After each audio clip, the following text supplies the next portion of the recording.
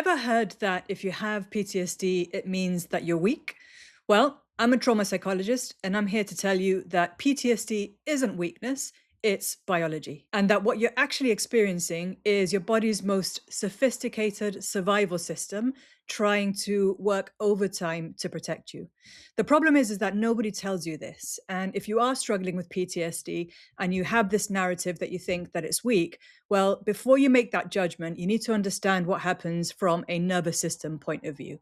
So, in this video, I'm going to break down the neurobiology of trauma so you finally understand what's happening in your brain and in your body. Now, firstly, we need to understand that we have two parts to our brain. We have our survival brain, and then we have our thinking brain called the prefrontal cortex. Now, what happens when a overwhelming event happens, maybe you're responding to an emergency or you're in combat, is that your survival brain is firing on all cylinders to try and protect you. And what this does is it shuts down the prefrontal cortex, the thinking part of the brain. So the survival brain is flooding your system with adrenaline and hormones. You're deciding whether to fight, whether to run away, but not really deciding because it's an unconscious decision that's happening.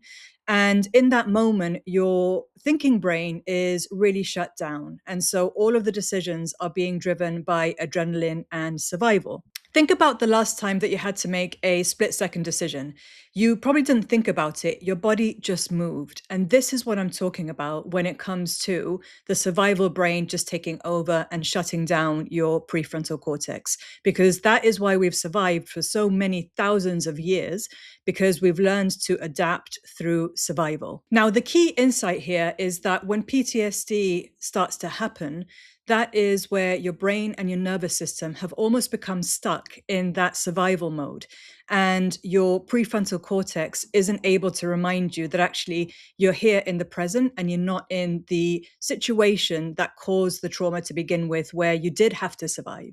So that blurring of the two brains, of the survival brain and the present, is what really confuses the nervous system. But that is when trauma has started to build up and trauma responses start to become embedded in your nervous system, which can lead to a lot of difficulty then understanding what's happening, a lot of confusion, given that you're not in the same place that you were when the actual trauma happened, but your body is almost responding in the same way that it would do as if it was in that situation.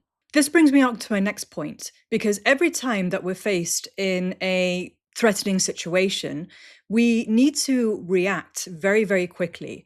And that happens through that survival brain that I've told you about and the nervous system, which is then activating everything that we need to be able to respond to that threat. But what happens is that when we're doing this repeatedly, so say that you are on a deployment somewhere in a conflict zone, or you are responding to emergencies every single day, not really knowing what you're going to face when you get there, then that exposure starts to build up. And it means that that threat system in your brain and in your body start to become really, really sensitized to any form of threat. We have this little part in the brain called the amygdala, which acts like a smoke alarm in the brain.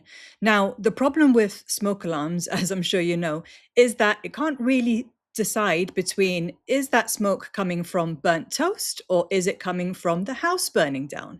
Well, that's the same with the amygdala. It cannot decide whichever threat is happening in the moment, whether it's real or whether it's something that is coming from a previous situation that has happened and is reminding us of. A simple example of this is sometimes there might be a sock on the floor, and out of the corner of your eye, your brain thinks it's a snake. And you jump 6 feet to the left because all of a sudden your amygdala has decided that is a snake, and you haven't even registered consciously that it's an actual sock on the floor. So that is a real live situation of your amygdala at work, and it responds in 0.03 seconds. So if you think that you even stand a chance to see that that is a sock before your amygdala tells you it's a snake, then you've got no chance. So the other side to this is that the amygdala has now signaled to the body repeatedly that there is a threat, right? So if we are used to responding to emergencies all the time, or used to being in zones where there is a lot of conflict and a lot of danger constantly, this exposure builds up in the nervous system. And all of a sudden, that little smoke alarm, that amygdala, is firing off at the sign of anything that it deems smoke. And sometimes it's not smoke, sometimes it's just heat from the frying pan, but it cannot tell because it's not got that conscious thought to it, right? So we need to understand that what is unconscious and survival based aren't the things that drive the decisions consciously that we make. So these decisions are being made outside of our conscious awareness, whereas really what we want to try and start doing is to bring the decisions to conscious awareness, to say, okay, that isn't a fire, that is the toast burning, and there is no threat. But that is going to start taking some training within our nervous system to be able to do that, because we will respond in the way to protect above all else. Our survival is prioritized. We are wired for survival. And so we need to understand that when we are carrying trauma, our nervous system is going to respond in the ways that it has to be able to ensure our survival and to protect us. My final point with all of this is that trying to think your way out of PTSD is almost like trying to think your way out of a physical injury of some sort, because it's not driven by conscious thoughts. It's unconscious. All of it is protection and survival. And so thinking that you are able to think your way out of it is just not going to happen. So we need to start thinking about ways that we can actively tell our nervous system and our threat system that we are in the present and we're not in the past situation that it thinks that we're in. So this is where grounding strategies can come in play. This is where breathing exercises can also come into place. We need to start slowing things down, start to ground ourselves to make sure that we need to tell our nervous system and our threat system that we are safe, not expect that we can think that we are and that will happen.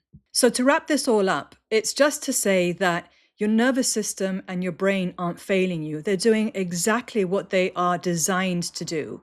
They are protecting you, and they think that the situations that you're in are dangerous. And that is why you feel flooded with anxiety.